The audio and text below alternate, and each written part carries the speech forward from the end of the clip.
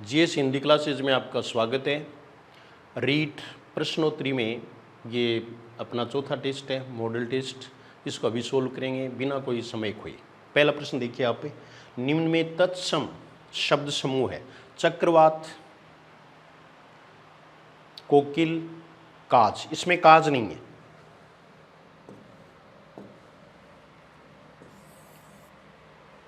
काज है वो तद्भव है किसका? कार्य का। इसका तत्सम रूप क्या होगा? कार्य होगा। गेहूं नहीं है, चंद्र बिंदु भी आता है इसमें। गेहूं तद्भव है, इसका गोधूम, पहले भी बताया हुआ आपको। बाकी ये जामाता है कृष्ण, ये तत्सम है। दामाद को कहते हैं जामाता या माता। पक्षी घृत मुख, ये उत्तर होगा। पक्षी घृत मुख। पक्षी को हम पहचान जाएंगे क्षय से, घृत को री से, मुख को मुंह से, क्योंकि इसका तद्भव रूप है वो खूब अच्छी तरह से हम जानते हैं, मुंह है।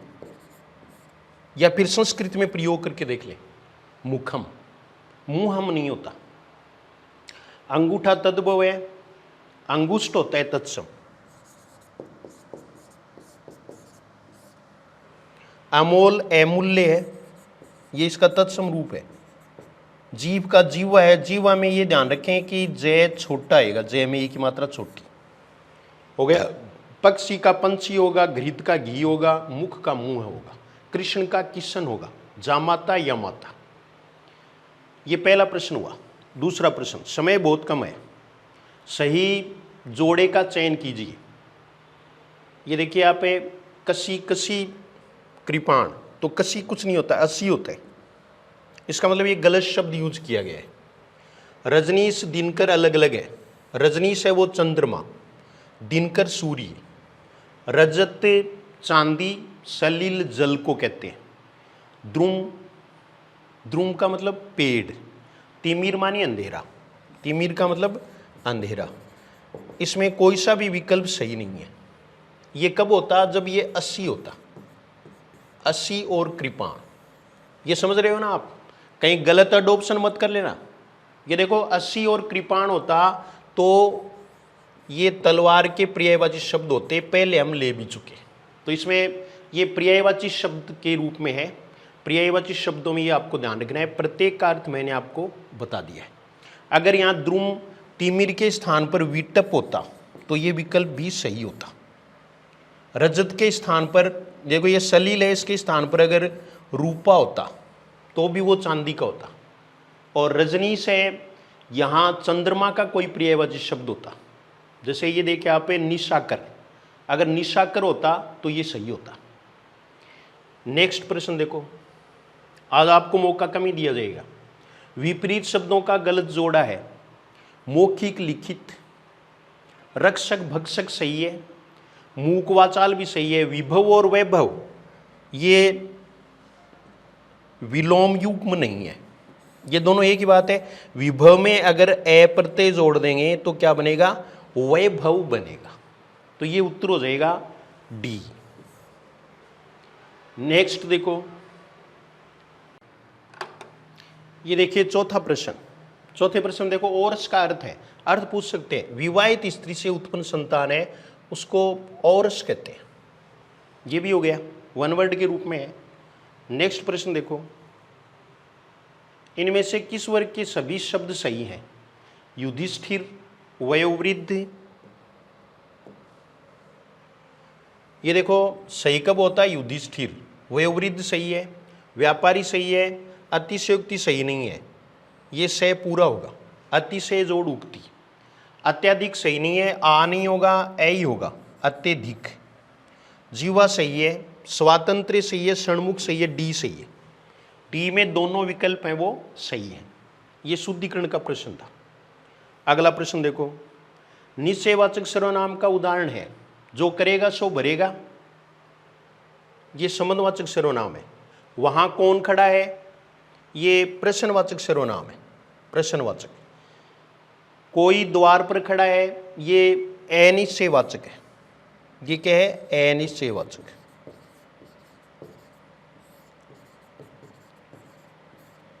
कोई, किसी, कुछ।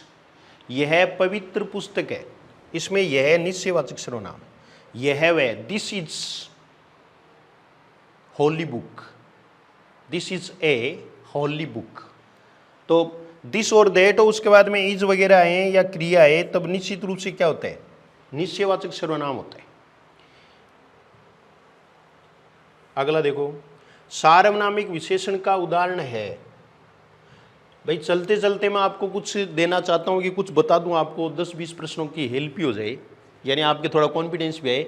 इसलिए लास्ट में ये, हालांकि अब कोई ज़्यादा पढ़ने का समय नहीं है, लेकिन फिर भी ये प्रश्न आपको दिए गए हैं। सार्वनामिक विशेषण का उदाहरण है, ये प्रश्न आपके लिए है ये प्रश्न।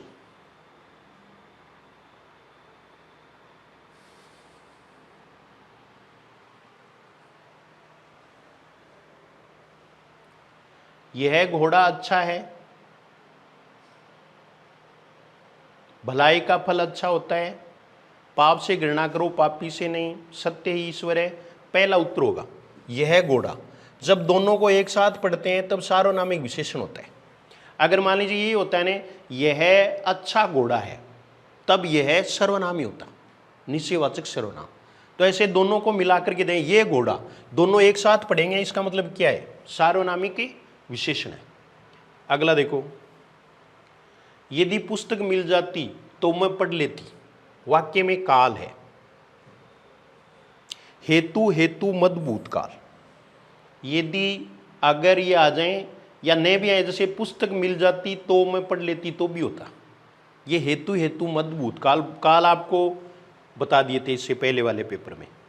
मेरी पुस्तक आकांक्षा के पास है, वाक्य में अव्यय है। ये थोड़ा सा टिपिकल प्रश्न है, मेरी पुस्तक आकांक्षा के पास है, तो यहाँ मेरी शब्द है, ये सार्वनामिक विशेषण मानोगे। अब के पास, ये देखिए अब के पास, का के की ये आ जाए, मैं पर आ जाए, और इस तरह से हो तो ये संबंध बोधक अव्यय है। के पास, के सामने, के बीच, संबंध बोधक अव्यय और ये क्रिया विशेषण में अंतर करना है। जैसे ये देखिए आप, एक शब्द है बाहर, वह घर से बाहर गया, यहाँ से और के पहले लग जाएगा तो ये संबंध बोधक अव्यय हो जाएगा। से बाहर संबंध बोधक अव्यय है, जबकि केवल बाहर शब्द है वो क्या होगा, क्रिया विशेषण होगा। दोनों में ये अंतर करना है। नेक्स्ट देखो, वह शब्द जिसमें एक से अधिक उपसर्ग प्रयुक्त हुए हैं वह है। ऐसे प्रश्न भी पूछ लेते हैं, एक से अधिक वाले पूछ लेते हैं। तो इसमें प्रति उपकार, प्रति उप, दो आ गए। बाकायदा में बाई है, अधिपति में अधि है, निसंदेह में निस है, या फिर नी है। एक एक उपसर्ग वाले हैं। प्रति उपकार है वो 2 उपसर्गों वाला है। अच्छी तरह से इनको देख लें, ऐसे शब्द हैं वो अच्छी तरह से देख लें। वहाँ हिंदी आपको बहुत कुछ दे के जाएगी, तो कोई भी प्रश्न है वो गलत नहीं होना चाहिए। कृत प्रत्यय का उदाहरण है। बार बार कमेंट आ रहे थे कि प्रत्यय के बारे में बताएं, भेदों के बारे में बताएं। तो आपके लिए इतने भेद उपयुक्त हैं कि प्रत्यय 2 प्रकार के होते हैं, कृत प्रत्यय और तद्धित प्रत्यय। क्रिया शब्द में या मूल धातु में अगर कोई प्रत्यय जुड़ता है वो कृत प्रत्यय है, और अन्य में जुड़ता है वो तद्धित प्रत्यय है। ये प्रश्न देखिए आप, कृत प्रत्यय का उदाहरण है, तो सुंदर है वो तो विशेषण है, इसलिए ये क्या है, ये तद्धित है। ये कौन सा हो गया, तद्धित। भलाई है वो भी तद्धित है, आई प्रत्यय भला शब्द में। डिबिया है ये भी तद्धित है। डिबिया और भलाई में आप आगे अगर देखना चाहें सुंदरता में, ये देखो आप, तो सुंदरता और भलाई भाववाचक संज्ञाएं भी हैं। तो ये तद्धित में कौन सा है, भाववाचक संज्ञा प्रत्यय, तद्धित में भी। और ये जो है वो है उनार्थक, ये उनार्थक है। अप्रत्ययवाचक के बारे में पूछेंगे, तो अप्रत्ययवाचक है उसमें अप्रत्यय अप्रत्ययवाचक है। जैसे रघु से उत्पन्न राघव, रघु से जो उत्पन्न है वो क्या कहलाए, राघव कहलाए। यदु से उत्पन्न यादव, मनु से उत्पन्न मानव, अप्रत्यय हो गया। ए प्रत्यय आंजनेय। इसी प्रकार से ई प्रत्यय दाशरथी, दशरथ का पुत्र, जनक की पुत्री जानकी। तो ये सब है वो अप्रत्ययवाचक प्रत्यय कहलाते हैं। इसमें आप स्त्रीलिंग प्रत्यय का ध्यान रख लेना बस, और वो भी तद्धित प्रत्यय के भेद होता है। लेखक है वो इसमें उत्तर होगा, इसका उत्तर बताया नहीं मैंने। तो ये देखिए आप, लेखक, ये लिखना क्रिया से बना है, लिखना क्रिया से। यहाँ भी आप अन्य भेद भी एक जान सकते हैं। जैसे लेखक का अर्थ है लिखने वाला। जिस भी शब्द के अर्थ में वाला आ जाए वो कृतवाचक होता है, यानी कृत प्रत्यय में कौन सा है, ये कर्तृवाचक है,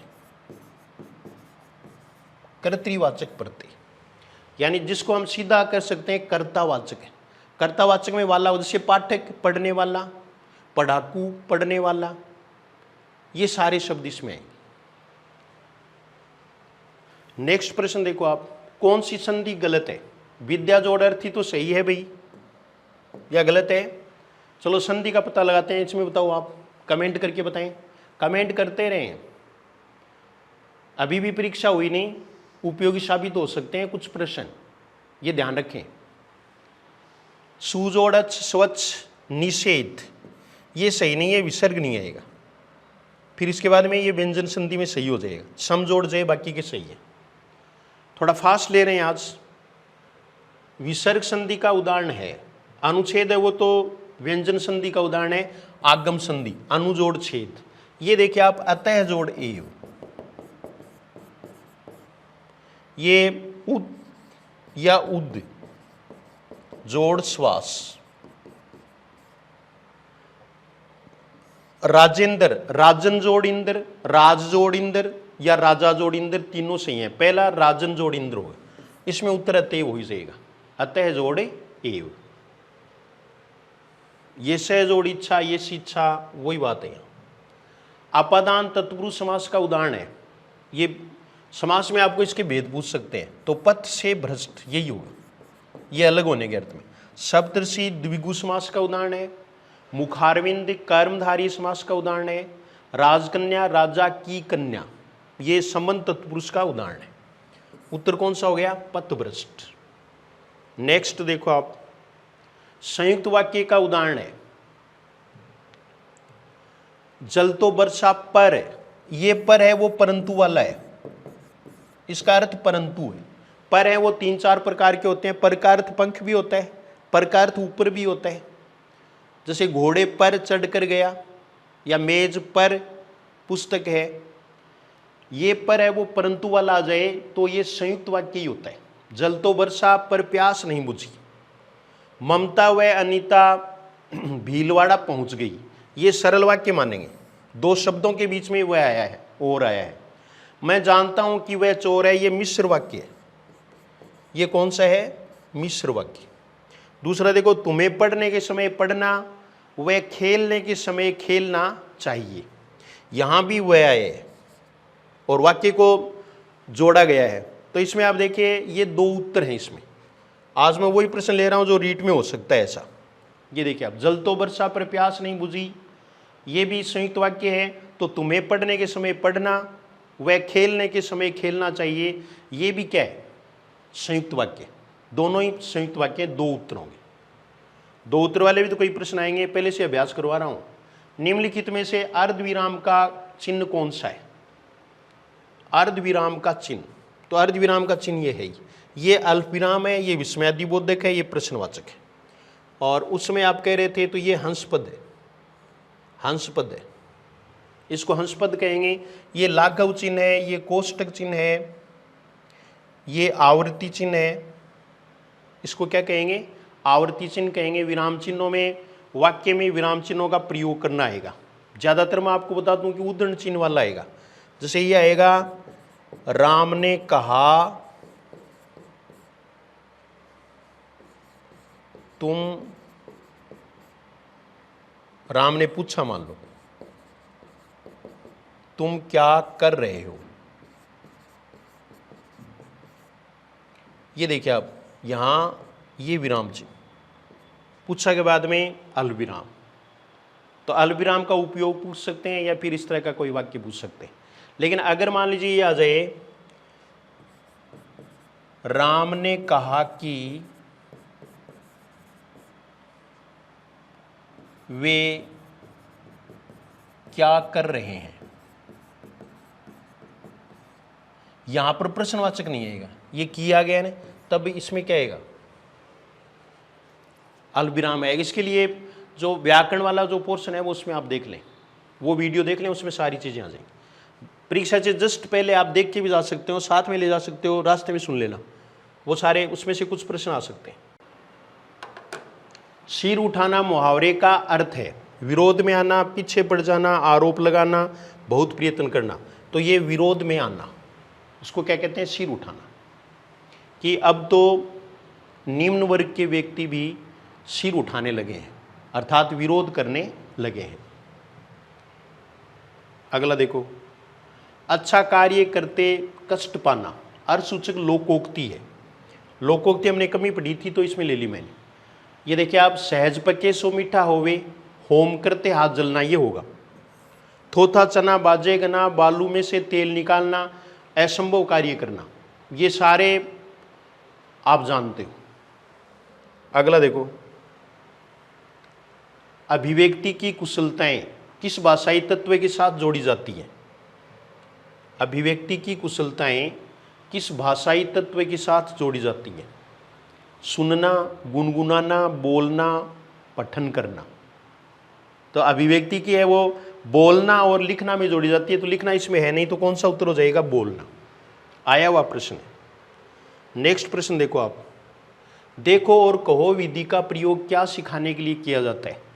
तो सहस्वर वाचन, जल्दी कर रहे हैं हम। सहस्वर वाचन में देखो और कहो, मौन वाचन, कहानी वाचन, इनका कोई मतलब नहीं, लेखन से कोई मतलब नहीं। साइलेंट रीडिंग किसकी रचना है? ये ब्राइन की रचना है, ये याद रखना है। ऐसा कोई एक प्रश्न आ जाए तो आपको डिप्रेशन में नहीं आना है, ऐसी संभावनाएं कम है। बाकी साइलेंट रीडिंग है वो ब्रेन हमेशा साइलेंट रहना चाहिए। ब्रेन हमेशा साइलेंट रहे तो ही ठीक रहेगा, ज़्यादा ऊहा पोए की स्थिति में न रहे। लिखना सिखाते समय बालक को पहले क्या सिखाना चाहिए? भगवान का नाम लिखना, कॉमन सेंस की बात है। बालक का स्वयं का नाम लिखना, अध्यापक का नाम लिखना, वाक्य लिखना। तो बालक का स्वयं का नाम लिखना, इसका उत्तर क्या होगा? बालक का स्वयं का नाम लिखना। आपको भी याद होगा कि आपको सबसे अधिक चाव अगर किसी नाम को लिखने का था, चाहे वो कितना भी खराब नाम हो, फिर भी हम अपने नाम से ही प्रेम करते हैं, ये हकीकत है। कठिन शब्दों का उच्चारण अभ्यास कब कराना चाहिए? प्रश्नोत्तर के समय, अनुकरण वाचन के बाद, आदर्श वाचन के बाद, स्पष्टीकरण के बाद। ये देखो आप, कठिन शब्दों का उच्चारण अभ्यास कब कराना चाहिए? प्रश्नोत्तर के समय कराना चाहिए, या अनुकरण वाचन के बाद कराना चाहिए, आदर्श वाचन के बाद? स्पष्टीकरण हो जाएगा तब होगा ही क्या फिर? तो अनुकरण वाचन के बाद, आदर्श वाचन के बाद में अनुकरण वाचन होगा, उसके बाद में कठिन शब्दों का उच्चारण जो स्पष्टीकरण में ही आता है। नेक्स्ट प्रश्न देखो, छात्रों को श्रुतलेख लिखाने की उपयोगिता है? हस्तलेख में सुधार के लिए, कक्षा नियंत्रण के लिए, वर्तनी के अशुद्धियों में सुधार के लिए, लिखित कार्य पूरा कराने के लिए। तो वर्तनियों के अशुद्धियों में सुधार के लिए श्रुतलेख पर प्रश्न आ सकता है, इस बार थोड़ा ध्यान रखना। दो कौशलों का इसमें एक साथ विकास होता है, लिखना और सुनना।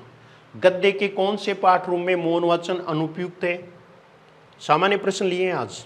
कहानी, आत्मकथा, जीवनी, संवाद, ये सोचकर बताओ। ये प्रश्न आपके लिए छोड़ दिया, इतनी जल्दबाजी भी ठीक नहीं। ये प्रश्न आपके लिए छोड़ा है, देख लें अच्छी तरह से देखें। गद्य के कौन से पाठ रूप में मौन वाचन अनुपयुक्त है? कहानी, आत्मकथा, जीवनी, संवाद। तो ये क्या होगा? संवाद। डायलॉग जो होते हैं उनमें मौन वाचन का कोई भी स्थान नहीं होता, नए नाटक शिक्षण में होता। निदानात्मक परीक्षण का मुख्य उद्देश्य है, निदानात्मक परीक्षण का मुख्य उद्देश्य है छात्र के ज्ञान का मूल्यांकन करना, शिक्षण विधियों में सुधार करना, छात्र की कमजोरियों का पता लगाना, अध्ययन के प्रति छात्रों की रुचि का विकास करना। तो ये सब जानते हैं तो प्रश्न भी आएगा। ये निदानात्मक परीक्षण, छात्र की कमजोरियों का पता लगाना, कमजोर छात्रों की पहचान करना उपलब्धि परीक्षण द्वारा, फिर उनकी कमजोरियां कि उसका कारण क्या है, ये निदानात्मक, और फिर उसको ठीक करना, वो उपचार करना। ये इस तरह से होंगे। उपचारात्मक शिक्षण की आवश्यकता होती है। एक ये बार बार पूछ रहे हैं एफ ए और ऐसे कितने हैं, तो मैं तो आपको बता रहा हूँ मुझे जहाँ तक जानकारी है, बाकी आप कंफर्म कर लेना, और मैंने कंफर्म किया है स्कूल से, और वो ये कि 3 ऐसे हैं और 6 एफ हैं। फिर भी आप कोई भी टीचर जो प्राइमरी का हो, जो पढ़ाता हो, तो वहाँ आप उसमें पूछ लें कि वो कितने हैं। लेकिन मैं आपको ये बता रहा हूँ कि ये 3 और 6 है। 5वीं कक्षा है, उसमें तीसरा ऐसे नहीं होता, उसके स्थान पर वो बोर्ड वाली एग्जाम होती है, उसका नाम सारे आपको बताए हुए। दृष्टि दोष वाले बालकों के लिए, कक्षा स्तर के अनुकूल प्रगति न करने वाले बालकों के लिए, तो यहाँ प्रश्न का उत्तर कौन सा होगा? बी होगा, इसमें बी। एक दूसरा है कि उच्चारण सुधार के लिए ग्रामोफोन होगा या लिंग्वाफोन होगा, तो इसमें लिंग्वाफोन करना है। ग्रामोफोन है उसमें केवल आप सुन सकते हैं, लेकिन लिंग्वाफोन है उसमें सुन भी सकते हैं, रिकॉर्डिंग भी कर सकते हैं। आजकल इनका कोई महत्व नहीं रहा, क्योंकि मोबाइल सारा काम कर देता है। ये पहले की बातें हैं, लेकिन प्रश्न उनके अनुसार ही आ रहे हैं। लिंग्वाफोन पर आ सकता है प्रश्न। निम्नलिखित में से कौन सा शिक्षण सूत्र नहीं है? ये प्रश्न भी लगभग तय है। मूर्त से अमूर्त, ज्ञात से अज्ञात, विश्लेषण से संश्लेषण, तो अनुकरण से अभ्यास नहीं है, बाकी सारे। अनिश्चित से निश्चित, अनिश्चित से निश्चित की ओर, उदाहरण से नियम की ओर, ये सारे सरल से कठिन की ओर, ये सभी शिक्षण सूत्र हैं। शिक्षण सूत्रों को महावाक्य भी कहा जाता है। इनको क्या कहते हैं? महावाक्य भी कहते हैं। हर्बर्ट इनके जनक माने जाते हैं। शिक्षण सूत्रों के जनक कौन है? हर्बर्ट। जब किसी प्रश्न का उत्तर प्रत्येक छात्र द्वारा सही दे दिया जाए तो वह प्रश्न नहीं होगा विश्वसनीय। जब किसी प्रश्न का उत्तर प्रत्येक छात्र ही दे दे उसका उत्तर, इसका मतलब विभेदकारिता नहीं है उसमें। ये सारे आपको बताए हुए हैं। अंतिम प्रश्न देख लो, रीट से पहले अंतिम प्रश्न। रिक्त स्थान प्रश्नों के प्रतिरूप द्वारा मुख्यतः जिस उद्देश्य की पूर्ति की जाती है वह है कौशल, अभिरुचि, ज्ञान, इनमें से कोई नहीं। ये प्रश्न आपके लिए छोड़ दिया, थोड़ा सा टिपिकल है। इजी प्रश्न आएंगे, इजी रह करके आप सहज रहें, बनावटीपन नहीं करें। कुछ है ना वो तो क्या है कि अपनों अपनों करना, जो बार बार पानी पीनो, बार में मतलब ऐसे करना, और ये ऐसे नाटक करना, ये एक्टिंग करना, और ये सब छोड़ दो, ये कुछ नहीं है। बस धैर्य के साथ बिल्कुल एकदम से निश्चिंत होकर के, मस्त होकर के परीक्षा दे के आए, कोई चिंता नहीं है। हम निश्चित रूप से पात्र हैं, हम अपात्र हो ही नहीं सकते, क्योंकि हम कुपात्र थोड़े ही हैं जो अपात्र हो जाएंगे। रिक्त स्थान प्रश्नों के प्रतिरूप द्वारा मुख्यतः जिस उद्देश्य की पूर्ति की जाती है वो है ज्ञान। इसमें क्या होगा? ज्ञान होगा। रिक्त स्थानों की पूर्ति है वो निश्चित रूप से क्या है? ज्ञान है। इसमें ज्ञानात्मक उद्देश्य ही पूरा होता है। तो ये थे आपके 30 प्रश्न। सही ढंग से प्रश्न करके आना है। जितने प्रश्न आपको याद रहे वो कमेंट करके बताना है। जिस भी पारी में जिस दिन आपका पेपर है तो आप निश्चित रूप से कमेंट करके बता दें, व्हाट्सएप पर भेज दें कि ये प्रश्न आया था, इसका उत्तर क्या होगा। तो हम सारे प्रश्न हैं वो कलेक्ट कर दें, क्योंकि इस बार आपको पेपर नहीं देंगे ना। हाँ, तो अपन भी जचाएंगे भाई। जैसे 30 के 30 प्रश्न तो आपको नहीं याद रहे, लेकिन 10 याद रह गए, 10 किसी दूसरे को याद रह गए, ऐसे याद करके उसमें से एक पेपर जचा लेंगे कि भाई ये 30 प्रश्न है। उनके फिर आंसर निकाल करके हमें अंदाजन पहुँच जाएंगे कि इतने प्रश्न हमारे हो गए। तो हिंदी में भी और भी सारे, आप जैसे संधि में कौन सा है, उसमें कौन सा है, टॉपिक वाइज तुरंत आप मैसेज करें, तुरंत आप फ़ोन भी कर सकते हैं परीक्षा सेंटर से बाहर निकल कर। परीक्षा जो ही पूरी हुई उसके बाद में जितने प्रश्न आपको याद हैं वो तुरंत आप बता दें कि ये प्रश्न आए, ये प्रश्न आए, पेपर कैसा है। मुझे तो पहले से ही लग रहा है कि आप सभी ये कहोगे कि हमने जो पढ़ा अनावश्यक रूप से वो फालतू था, जो काम की चीज़ है वही काम आई, पेपर अच्छा हुआ, और निश्चित रूप से हमें 120 प्लस है। बस इसी के साथ धन्यवाद।